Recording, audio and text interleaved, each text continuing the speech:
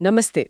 आज हम C TET मतलब सेंट्रल टीचर एलिजिबिलिटी टेस्ट दिसंबर 2024 परीक्षा की तैयारी पर थोड़ी गहराई से बात करने वाले हैं। हमारे पास ना कुछ सामग्री है, एक यूट्यूब विश्लेषण है काफ़ी डिटेल में और सिलेबस का भी विश्लेषण है। तो इनकी मदद से हम समझने की कोशिश करेंगे कि भाई आगे तैयारी कैसे करनी है। परीक्षा की तारीख है 1 दिसंबर। इसका मतलब हुआ कि करीब 70 दिन बचे हैं। समय तो देखिए कम ही है और ऐसे में ये जानना बहुत ज़रूरी हो जाता है कि किस चीज़ पर फोकस करें और क्या चीज़ शायद छोड़ दें। बिल्कुल। टाइम का प्रेशर तो है ही। और देखिए, सीटेट एक क्वालिफाइंग परीक्षा है। हाँ, मतलब बस पास करना है। लेकिन जो आंकड़े हमने देखे विश्लेषण में, वो बताते हैं कि इसे पास करना उतना भी आसान नहीं है जितना लगता है। तो आज हमारी कोशिश यही रहेगी कि जो भी जानकारी है उसके आधार पर पैटर्न, सिलेबस और सही तरीका क्या हो तैयारी का, वो थोड़ा स्पष्ट हो जाए। हाँ, ये अच्छा रहेगा। तो चलिए इसी पर बात करते हैं। सबसे पहली बात जो थोड़ी राहत देती है वो ये कि सिलेबस और एग्जाम पैटर्न उसमें कोई बदलाव नहीं है हम्म। और पेपर ऑफलाइन ही होगा ओएमआर शीट पर। तो कम समय में तैयारी करने वालों के लिए ये अच्छी खबर है ना? हाँ, ये स्थिरता जरूरी है, बिल्कुल। तो इसकी जो बेसिक रूपरेखा है परीक्षा की जानकारी के हिसाब से 150 सवाल हैं, बहुविकल्पीय, 150 नंबर और टाइम है 2.5 घंटे, मतलब 150 मिनट। ये तो बहुत अच्छा है। हर सवाल के लिए करीब 1 मिनट मिल रहा है। कई परीक्षाओं से तो काफी बेहतर है ये। हाँ, टाइम मैनेजमेंट के लिहाज से ये ठीक है। और सबसे बड़ी बात शायद, जैसा विश्लेषण में भी कहा गया, कोई नेगेटिव मार्किंग नहीं है। जी हाँ, ये बहुत बड़ा प्लस पॉइंट है। खासकर जहां थोड़ा डाउट हो वहां आप अटेम्प्ट कर सकते हैं। पास होने के लिए तो देखिए, जनरल कैटेगरी को 90 नंबर चाहिए 150 में से, 60%। लेकिन हाँ, एक दिलचस्प बात जो विश्लेषण में सामने आई, वो ये कि सिर्फ 90 का ही टारगेट क्यों रखें? क्यों ना 120 या उससे ज्यादा का सोचा जाए? इससे एक तो कॉन्फिडेंस बढ़ता है और क्या पता आगे किसी भर्ती में इसका वेटेज मिल जाए। हाँ, ये भी सोचने वाली बात है। 120 प्लस का लक्ष्य रखेंगे तो शायद तैयारी भी ज्यादा सीरियसली होगी।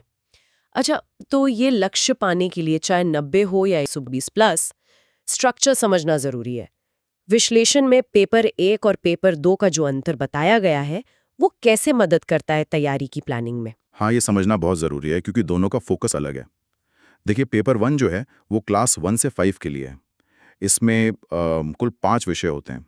सीडीपी यानी चाइल्ड डेवलपमेंट एंड पेडागोजी, ये तो है ही। फिर भाषा आई, भाषा 2, गणित और पर्यावरण अध्ययन मतलब ईवीएस। अच्छा।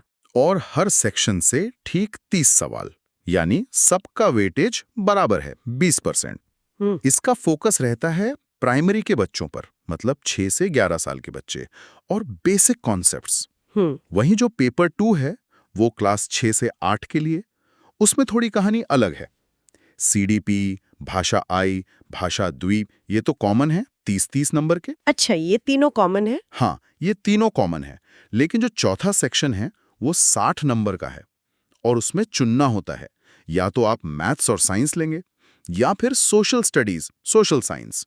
तो यहां पर वो जो आपका चुना हुआ विषय है उसका वेटेज बढ़ जाता है 40% सीधा। अरे वाह, ये तो काफी इंटरेस्टिंग है।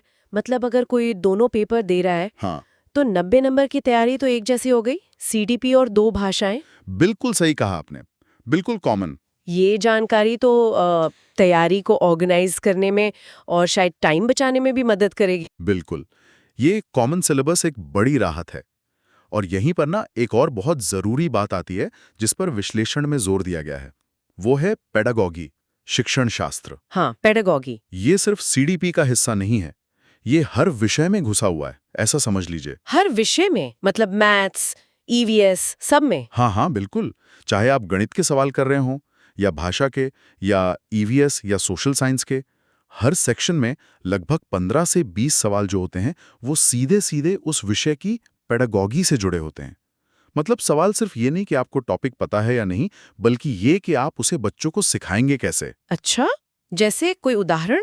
हाँ, जैसे मान लीजिए गणित में सिर्फ ये नहीं पूछेंगे कि 2+2 कितना होता है। ये भी पूछ सकते हैं कि आप भिन्न यानी फ्रैक्शंस का कॉन्सेप्ट छोटे बच्चों को किस एक्टिविटी से समझाएंगे। या विज्ञान में पूछ सकते हैं कि कोई एक्सपेरिमेंट कराते समय सेफ्टी के किन पहलुओं पर ज्यादा ध्यान देंगे। हम्म। तो ये याद रखना है कि ये टीचिंग एलिजिबिलिटी टेस्ट है, सिर्फ नॉलेज टेस्ट नहीं, टीचिंग स्किल का भी टेस्ट है। ये तो बहुत ही अहम बात है। तो क्या ऐसा हो सकता है कि ये पेडागॉजी वाला हिस्सा ही वो जो पास परसेंटेज इतना कम है उससे जुड़ा हो? कि शायद लोग कंटेंट रट लेते हैं पर पढ़ाना कैसे है उन सवालों में फंस जाते हैं। ये बिल्कुल मुमकिन है। और विश्लेषण भी कहीं ना कहीं इसी तरफ इशारा करता है। ये एक बड़ा फैक्टर हो सकता है। तो फिर इसी को ध्यान में रखते हुए जब 70 दिन बचे हैं, तो तैयारी की सबसे अच्छी रणनीति क्या होनी चाहिए? विश्लेषण क्या कह रहा है? दो मेन बातें सामने आ रही हैं। पहली और शायद सबसे जरूरी, सिलेबस पर टिके रहना। जो सीटेट की वेबसाइट पर सिलेबस दिया है, बस उसी को फॉलो करना है। विश्लेषण बार बार कह रहा है कि भटकना नहीं है। बाजार में इतनी गाइड बुक्स हैं, इतना ऑनलाइन मटेरियल है। हाँ, वो तो है। उनमें खोने के बजाय सिलेबस के जो टॉपिक्स हैं, बस उन पर फोकस करें। सिलेबस के बाहर कुछ पढ़ने की जरूरत नहीं है, खासकर कम समय में। ठीक है। और दूसरी बात? दूसरी बात है पिछले वर्षों के प्रश्न पत्र, PYQs जिन्हें कहते हैं। विश्लेषण में मॉक टेस्ट से भी पहले PYQs हल करने पर जोर है। अच्छा, क्यों? क्योंकि PYQs आपको बिल्कुल असली परीक्षा का फील देते हैं। पैटर्न क्या है, सवाल कैसे पूछे जाते हैं, डिफिकल्टी लेवल क्या रहता है, और खास तौर पे पिछले 4 साल के पेपर्स पर फोकस करने को कहा गया है। मतलब 2020 से अब तक के। 2020 से पहले के नहीं? हाँ, क्योंकि इस दौरान ऑनलाइन परीक्षा भी हुई, तो बहुत सारे सेट्स बन गए। वो लेटेस्ट पैटर्न को ज्यादा अच्छे से दिखाते हैं। ऐसा नहीं है कि 2011 से सारे करने बैठ जाएं। पिछले 4 साल के पेपर्स काफी रहेंगे प्रैक्टिस के लिए। ये PYQs वाली बात तो बहुत लॉजिकल लग रही है, लेकिन ये मिलेंगे कहाँ आसानी से? क्या पैसे लगते हैं इनके? नहीं, अच्छी बात यह है कि ये फ्री में उपलब्ध हैं। CTT की जो ऑफिशियल वेबसाइट है ctet.nic.in, वहीं पर मिल जाएंगे, आर्काइव सेक्शन या इंपॉर्टेंट लिंक्स में। क्वेश्चन पेपर्स भी और उनकी ऑफिशियल आंसर की भी। अरे वाह, ये तो बहुत अच्छा है। हाँ, और जो लोग खुद से तैयारी कर रहे हैं, सेल्फ स्टडी, उनके लिए एक और चीज पर जोर दिया गया है, NCERT की किताबें, खासकर पेपर 2 के लिए। सोशल स्टडीज या साइंस, क्लास 6 से 8 तक की NCERT। कहा गया है कि पेपर लगभग वहीं से बनता है। तो सेल्फ स्टडी वालों के लिए NCERT और PYQs ये दो मेन हथियार हैं। NCERT और PYQs ठीक है, ये तो हो गया कि क्या करना है, लेकिन उतना ही जरूरी ये भी जानना होता है कि क्या नहीं करना है, कौन सी गलतियों से बचना है। क्या विश्लेषण में इसका भी जिक्र है? हाँ, बिल्कुल है। और ये गलतियां शायद वही हैं जिनके कारण रिजल्ट उतना अच्छा नहीं रहता। सबसे पहली और बड़ी गलती है रटना, रोट लर्निंग। विश्लेषण साफ कहता है कि सीटेट समझ का टेस्ट है, रटने का नहीं। खासकर पेडागॉजी वाले सवालों में, जहां आपको कोई सिचुएशन दी जाती है कि क्लास में ऐसा हो रहा है, आप टीचर हैं, क्या करेंगे? हाँ, वो सिचुएशन बेस्ड सवाल। बिल्कुल, वहां रटा हुआ ज्ञान काम नहीं आता। आपको चाइल्ड साइकोलॉजी, लर्निंग थ्योरीज, इन सब की समझ होनी चाहिए। जैसे मान लीजिए सवाल आया कि एक बच्चा क्लास में बहुत शरारत कर रहा है, आप क्या करेंगे? ऑप्शन होंगे, डांटेंगे, पेरेंट्स को बुलाएंगे, वजह जानने की कोशिश करेंगे, क्लास से बाहर निकाल देंगे। तो सही जवाब रटने से नहीं, आपकी समझ से आएगा। सही बात है। और दूसरी गलती? दूसरी गलती है प्रैक्टिस की कमी। लोग थ्योरी पढ़ लेते हैं, वीडियो देख लेते हैं, पर सवाल हल नहीं करते। कॉन्सेप्ट समझने के बाद सवाल लगाना बहुत जरूरी है। PYQs इसीलिए इतने महत्वपूर्ण है। इससे पता चलता है कि आप कॉन्सेप्ट को अप्लाई कर पा रहे हैं या नहीं, कहाँ कमी है। तीसरी गलती जो भाषा वाले सेक्शन में होती है, वो है ग्रामर पर बहुत ज्यादा फोकस। अच्छा, व्याकरण पर नहीं करना फोकस? ज्यादा नहीं, मतलब कई लोग ना हिंदी या इंग्लिश ग्रामर के रूल्स रटने में बहुत टाइम लगा देते हैं, जबकि भाषा वाले सेक्शन में ज्यादातर सवाल आते हैं कॉम्प्रिहेंशन पैसेज से और पेडागॉजी से। डायरेक्ट ग्रामर के रूल वाले सवाल एक आध ही होते हैं। तो अलग से मोटी ग्रामर बुक रटने से अच्छा है कि लैंग्वेज पेडागॉजी पर ध्यान दें, जिसके 15 नंबर पक्के हैं, और पैसेज सॉल्व करने की प्रैक्टिस करें। ये तो बहुत काम की बात है। और हाँ, एक और चीज, अब ना कुछ नए पैटर्न के सवाल भी आने लगे हैं, वो कथन और कारक वाले, असर्शन रीजनिंग। हाँ, वो देखे हैं। वो थोड़े ट्रिकी हो सकते हैं, उनमें डीप अंडरस्टैंडिंग चाहिए। तो उनसे घबराना नहीं है, पर उनको इग्नोर भी नहीं करना। सलाह यही है कि पहले सिलेबस पूरा करें, कॉन्सेप्ट्स मजबूत करें, फिर आखिर में इन नए पैटर्न के कुछ सवाल भी देख लें। सही है।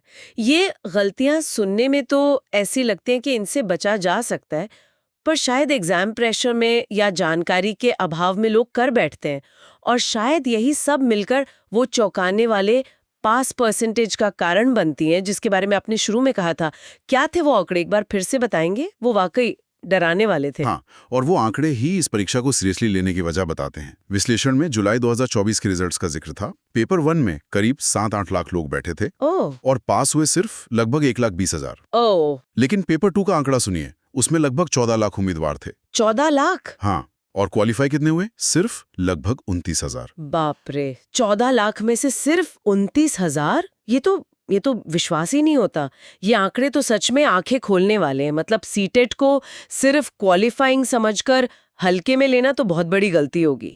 बिल्कुल नहीं लेना चाहिए। विश्लेषण भी यही चेतावनी दे रहा है। ये ठीक है कि ये सिर्फ एक एलिजिबिलिटी टेस्ट है, पर ये जरूरी है। इसके बिना आप केवीएस, एनवीएस जैसी सेंट्रल भर्तियों में या कई राज्यों की टीचर भर्ती में अप्लाई ही नहीं कर सकते। इसलिए अगले 70 दिन बहुत कीमती हैं। पूरा फोकस रखकर सही रणनीति से मेहनत करनी होगी। जहां तक तैयारी के तरीके की बात है, तो देखिए, कुछ लोग सेल्फ स्टडी करते हैं, एनसीईआरटी, पीवाईक्यूज, यूट्यूब मैराथन वगैरह से, और कुछ लोगों के लिए कोचिंग या कोई पेड बैच ज्यादा सही रहता है। जैसे विश्लेषण में करियरविल ऐप का नाम था, जहां सब कुछ एक जगह मिल जाता है, क्लास, नोट्स, टेस्ट। तो ये अपनी अपनी जरूरत पर निर्भर करता है। तो कुल मिलाकर इस पूरी चर्चा का निचोड़ ये निकलता है कि सीटेट दिसंबर 2024 के लिए रणनीति साफ है। सिलेबस से चिपके रहें, पिछले 4 साल के पीवाईक्यू जरूर करें और समझ कर करें। रटने से बचें, कॉन्सेप्ट्स को समझें, खासकर पेडागोजी को, क्योंकि वो हर जगह है। और हाँ, प्रैक्टिस करते रहें। बिल्कुल सही कहा। यही मुख्य बातें हैं। और अंत में एक सवाल छोड़ जाते हैं सोचने के लिए, जो विश्लेषण से ही निकला है, कि अगर सीटेट का सिलेबस सालों से बदला नहीं है, पैटर्न भी लगभग वही है, नेगेटिव मार्किंग भी नहीं है, तो फिर इतने कम लोग पास क्यों होते हैं? क्या ये परीक्षा सिर्फ ये देख रही है कि आप क्या जानते हैं, या इसका असली जोर इस बात पर है कि आप कैसे सिखाएंगे? क्या वो जो टीचिंग का आर्ट है, वो कंटेंट नॉलेज से भी ज्यादा जरूरी हो गया इस एग्जाम में? इस पर सोचिएगा जरूर। बहुत गहरा सवाल है, और इसी सवाल के साथ आज की ये बातचीत यहीं खत्म करते हैं। अगली बार फिर मिलेंगे एक नए टॉपिक के साथ और ऐसी ही गहरी पड़ताल करेंगे। धन्यवाद।